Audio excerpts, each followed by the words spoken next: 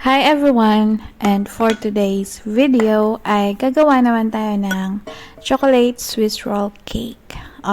Taray! So, una natin gagawin ay tutunawin lang muna natin itong cocoa powder dito sa mainit na tubig. 1/4 cup ng cocoa powder. Tapos, nilagyan natin ito ng 1 teaspoon na coffee powder. Yung Nescafe, okay na yon. At saka, nilagyan din natin ito ng 1/4 cup oil. Next naman, ay bibit natin itong 3 eggs na may 1/2 cup ng white sugar. So, ibit lang natin ito until na mapagod yung hand mixer nyo. Char. So, until na maging foamy siya at medyo matagal-tagal maputol yung ano niya.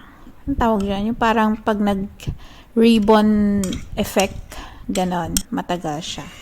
Tapos, ilagay lang natin yung tinunaw na cocoa powder. Then, ibit ulit until na mag-combine siya sa ating egg, yung ating cocoa powder. Tapos, maglalagay tayo ng 3/4 cup ng all-purpose flour. Tapos, 1 teaspoon ng baking soda at saka yung ating 1 teaspoon ng cake improver na mayroon na siyang baking powder. So, magkasama na sila.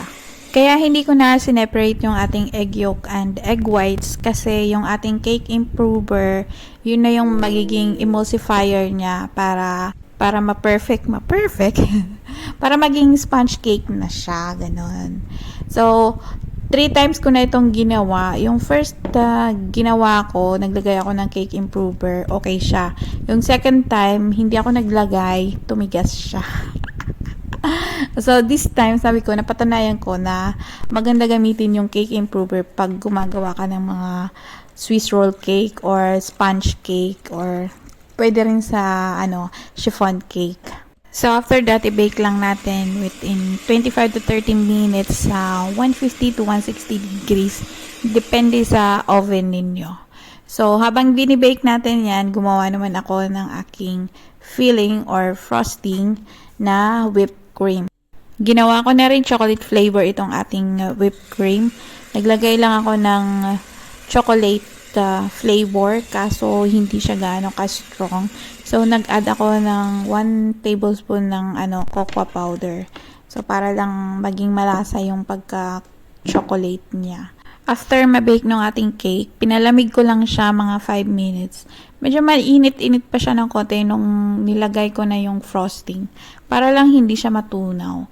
So, niroll ko na kaagad siya tapos nilagay sa fridge.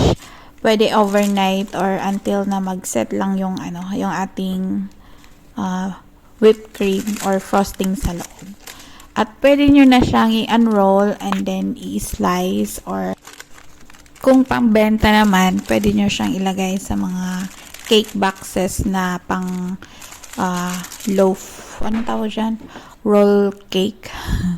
Basta merong mga boxes na pang roll cake. So, yun. Pwede nyo siyang i-present na ganon para maganda siyang tingnan. So, ito na yung ating chocolate Swiss roll cake na may cake improver. So, maganda siyang gamitin at napatunayan ko yan.